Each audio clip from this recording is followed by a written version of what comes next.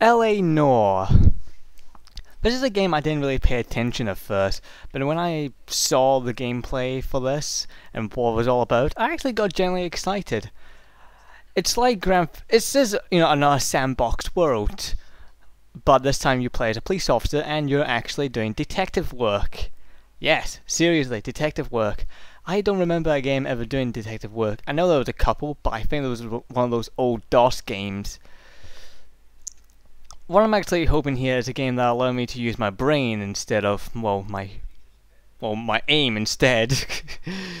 I hope it'll use my brain, just to think out the clues and what's going on. But it doesn't dwell much into its own gameplay. As I said, you use real detective work as it claims. But it's mostly talking about the technology of motion capture, where it captures the actor's performance, so they have real facial expressions, and you can also see the crease in their skin when they make frowns and so on, and also that you can tell if they're lying or not, which I quite like because you have to do some interrogation to find out if they are lying or not, which I actually find is quite exciting. A lot of people got confused thinking Rockstar Games are making this game. They're not. It's a company called Bondi, I think it's called. Not Bandai, Bondi. Team Bondi, some Australian company, and Rockstar are the publishers of this. Odd. And this is their first game, and they were founded in 2004. Odd. One thing that worries me is the writer and director for this game is the same person who did the Getaway games. Or Getaway. I don't know if I should be thrilled or worried. Who knows? But as I keep going, there are several other missions like car chases and shooting and I think hand-to-hand fights and such. And I think it was like tailing people and chasing people. You actually start as a normal police officer and you work your way up to the ranks to become a detective, and you work on different cases and so on, which I actually quite like that. Work my way to the top. Now, as I said, there's not much to talk about the gameplay, because I never talked much about the gameplay. I talked mostly about the detective work, which is the gameplay, and mostly the motion capture. I think my only worry is that I hope there's more than one way to solve a case, because I don't want it to be just one way, because everything else you do, you try to thinking, okay, we'll think of this way and thinking that way, and like, nope, they're not that way, it's only one way, you gotta follow my rules, bitch. Or at least something like that, which I'm hoping it's not gonna be like that way, kinda like Phoenix Wright, where there's always one way to solve or find the mystery of this. You get what I'm meaning. Another problem is, graphically it doesn't look impressive, it doesn't look bad either. But of course the gameplay is what's important, and as I said, it doesn't look bad, and probably the videos I'm getting from this doesn't do the game justice as well, so as it doesn't look bad, so I've seen worse. You've seen mine, Jack? Ho. But anyway, I am looking forward to this, and I hope this game really gets me to become a detective, because this is the sort of game I've been waiting for a while. Become a detective, do detective work, and solve mysteries and crimes. Yes, thank God. Mass Effect 3. Mass Effect 2 was the game of the year for me at 2010. And for Mass Effect to come out this quickly, I'm not surprised, because I don't think they really need to make huge improvements to the game. I think some small improvements will make the game even better, actually. What I've heard they were going to do this time is mostly focus on the gameplay, because they don't have to focus on the story too much, because they know what they want to do, and I trust BioWare for that, because to me these days BioWare is pretty much what I think of RPGs every time what I think of an RPG. BioWare's name's on the top. Worst RPGs, worst developers for RPGs, obviously Square Enix. They're the fucking cancer of the business, that's what I call them. Or herpes. Actually, Square Enix is pretty much like herpes. But anyway, enough of that.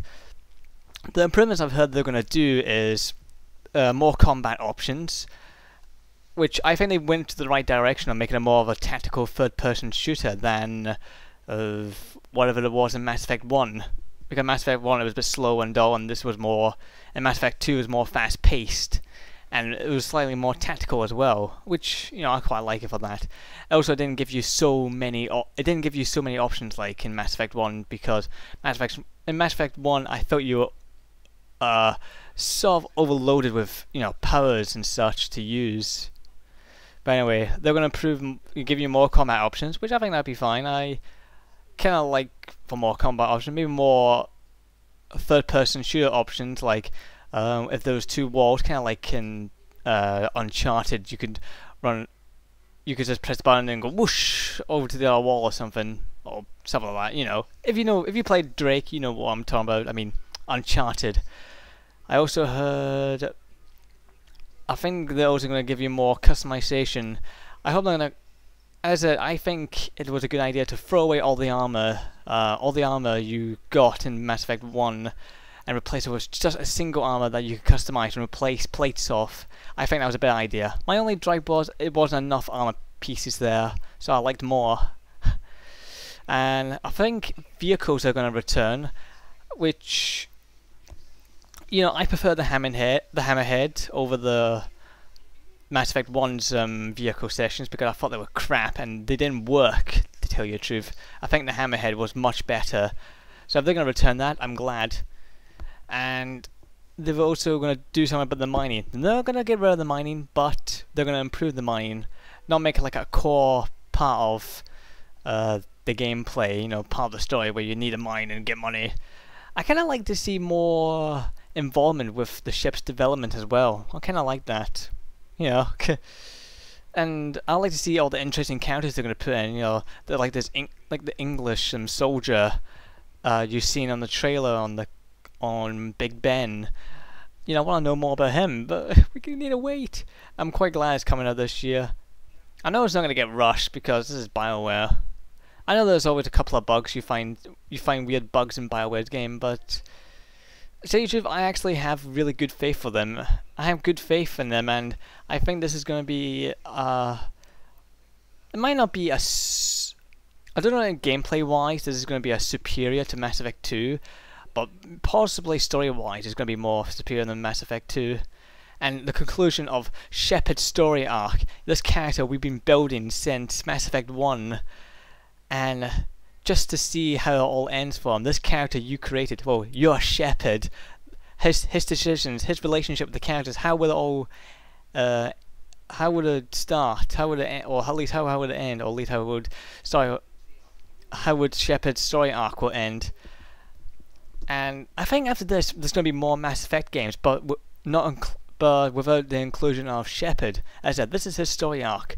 I think they should continue because there's so much more to this world you can explore, and so much more they can do with this series.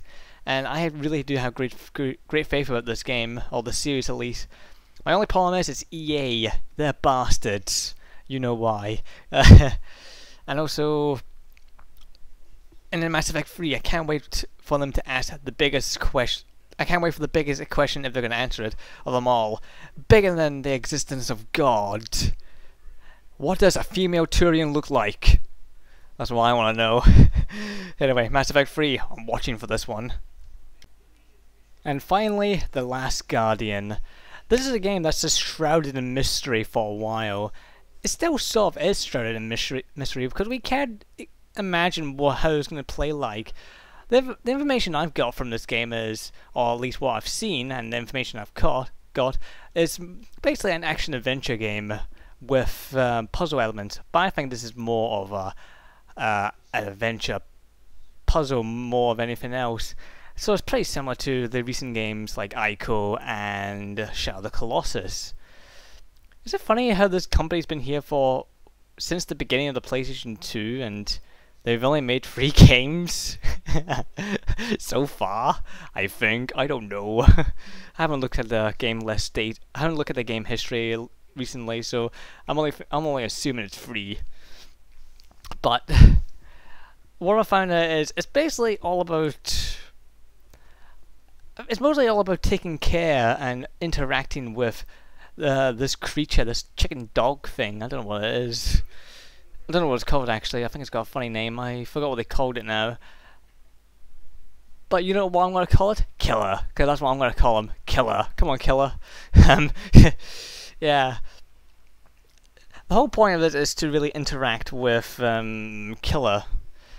And to take care of him. Feed him, remove spears. And also, he's not really something you can control like other creatures or characters. You might like give him a command. You have to really make him. You have to learn from him, and he has to learn from you, or something like this. You have to train him. Funny enough, kind of like pet training. Sometimes he will wander off on his own, or he'll sleep whenever he likes, or he won't eat the food you give him because it smells bad. Funny enough. I don't think he can get into tight spots, so I think there's also like these other creatures that are roaming around. I think there's like these shadow guards or whatever they are. I wonder. So you have to use stealth because the boy can't fight. Oh god, he's a boy. What do you expect? Are you expecting Ninja Kids or something? Oh wait, now we're thinking of Home Alone and Teenage. Yeah. Don't remind me of that. Ugh. But this is a game I'm really excited for, because I'm pretty much something that's going to be something that's similar to Ico and Shadow of the Colossus. But yeah, again, something drastically different, or maybe something a bit different, and it looks interesting. Have a bond with this creature, and learn with it, train it. I want to see how well this is going to go. This is interesting, because usually all we've been doing is in Ico we've been running away, solving puzzles with this woman who can't speak, and in Shadow of the Colossus we've been running around in a vast wasteland and killing giant creatures. Well, killing Colossus, even though one of them wasn't really huge. It was just as big as a lion or a 4x4. And I don't really want to get too deep into this game, because I think I want to keep this more of a mystery to myself and play it when it comes out. But I've got the basic idea of it. So I'm looking forward to The Last Guardian and hope it will come out soon. Probably not, because this will probably be delayed until the end of the universe itself. So there you go.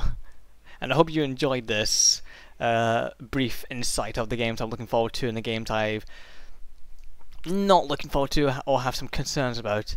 And as I said, I'm not going to talk about every bloody game under the sun, because I do have a lot more I want to say, but I think some other games I have problems with. There's some games I like, but I just don't want to mention yet. So yeah, this is it. So I hope you enjoy it, and good luck and whatever.